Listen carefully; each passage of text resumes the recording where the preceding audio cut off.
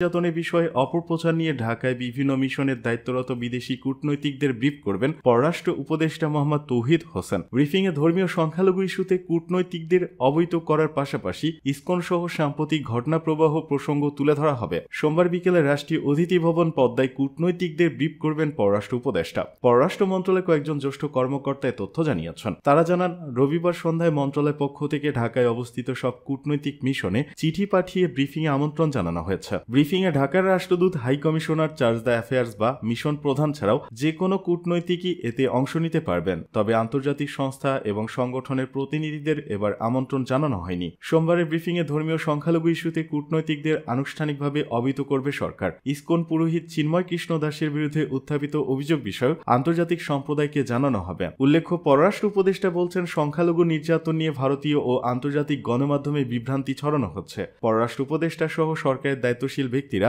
এসব সংবাদকে অসত্য বলে দাবি করে আসছেন। সোমবার অনুষ্ঠিত ব্রিফিংয়ে সরকারের এই বক্তব্যের পক্ষে দালিলিক প্রমাণ উপস্থাপন করা হবে। চিন্ময় কৃষ্ণ দাসের বিরুদ্ধে উত্থাপিত অভিযোগগুলো জানানো হবে। পাশাপাশি চট্টগ্রামে আদালত প্রাঙ্গণে চিন্ময় অনুসারীদের হামলা শুরু করা এবং আদালত এলাকায় আইনজীবী সাইফুল ইসলামকে হত্যা, এ ঘটনায় দেশব্যাপী শান্তিপূর্ণ প্রতিবাদ হলেও কোনো পাল্টা আক্রমণের ঘটনা না ঘটার বিষয়টিও তুলে ধরা হবে।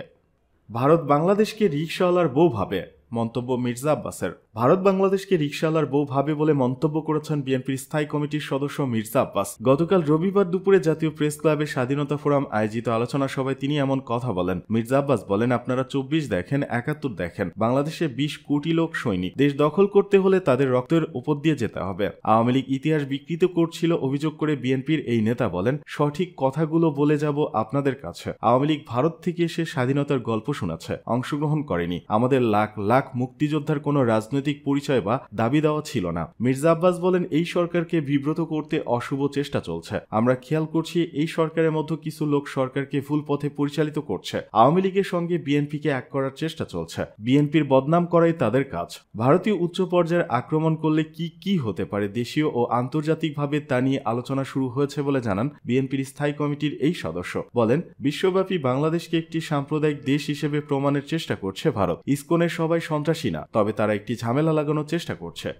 পাচার হওয়া অর্থ ফিরিয়ে আনতে জোরালো উদ্যোগ নিয়েছে সরকার। প্রধান উপদেষ্টা প্রেস সচিব শফিকুল আলম জানিয়েছেন, বিগত সরকারের আমলে বিদেশে পাচার হওয়া অর্থের গন্তব্য চিহ্নিত করে তা ফিরিয়ে আনতে জোরালো উদ্যোগ নেওয়া হয়েছে। পাচার হওয়া অর্থ ফিরিয়ে আনা সরকারের অন্যতম অগ্রাধিকার উল্লেখ করে তিনি বলেন, 10 ডিসেম্বর থেকে আমাদের অনেক কাজ শুরু হয়ে যাবে। আন্তর্জাতিক প্রতিষ্ঠানের মধ্যে যারা এসব নিয়ে কাজ করে তাদের সঙ্গে বৈঠক হচ্ছে, কথা হবে। পাচারের অর্থ টেস্ট করে কিভাবে ফেরত আনা যায় সেই চেষ্টা করা হবে। রবিবার সন্ধ্যায় ফরেন সার্ভিস একাডেমিতে এক প্রেস ব্রিফিংয়ে তিনি এসব কথা বলেন। বাংলাদেশের অর্থনৈতিক পরিস্থিতি বিষয়ক শ্বেতপত্র প্রকাশের বিস্তারিত তথ্য তুলে ধরতে এই প্রেস ব্রিফিং এর আয়োজন করা হয়। এর আগে সকালে প্রধান উপদেষ্টা অধ্যাপক মোহাম্মদ ইউনূসের কাছে তার তেজগাঁ কার্যালয়ে শ্বেতপত্রের খসড়া রিপোর্ট হস্তান্তর করেছে কমিটির প্রধান দেবপ্রিয় ভট্টাচার্য। শফিকুল আলম বলেন, লুটপাটের অর্থের মধ্যে যেটা দেশের বাইরে চলে গেছে, এই সরকারের অন্যতম প্রতিশ্রুতি হচ্ছে যেভাবে হোক আমরা এই টাকা ফেরত আনার চেষ্টা করব।